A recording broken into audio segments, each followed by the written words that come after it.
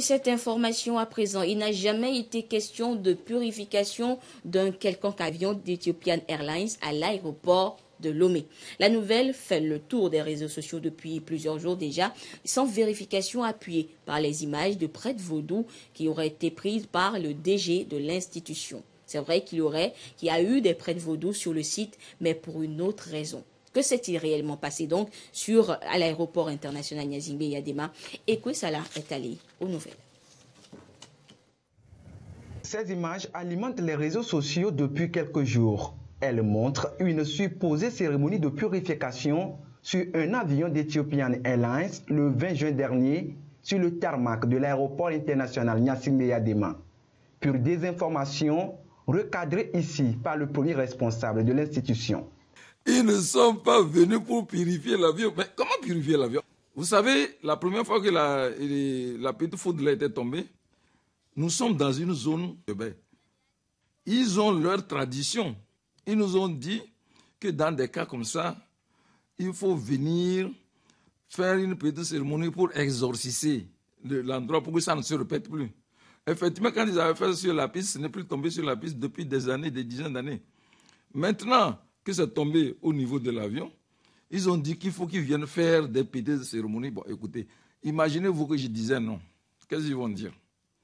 Que le DG a dit non, et quand il y aura moins de foot qui tombe, il dit que c'est à cause, c'est la responsabilité du DG. Mais je ne peux pas dire non. Et puis deuxièmement, cet événement-là, il doit être archivé. Qu'est-ce qui a été fait? Il y a des solides de compte rendu.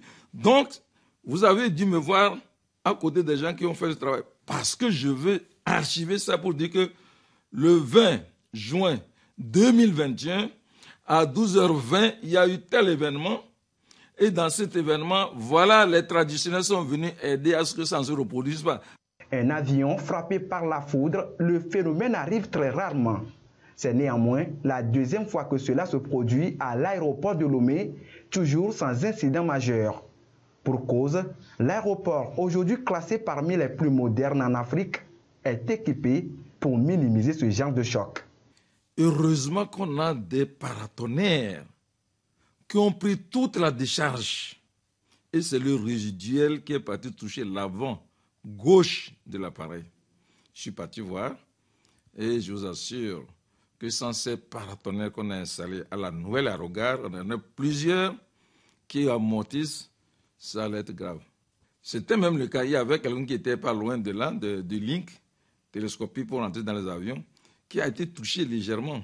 Je me suis inquiété de sa santé, ça va, il n'a pas trop de problème. Il a eu un problème sur son bras gauche, mais il n'a pas d'inquiétude. Surtout quand il pleut. Il peut y avoir une décharge électrique entre deux nuages, entre le nuage et le sol.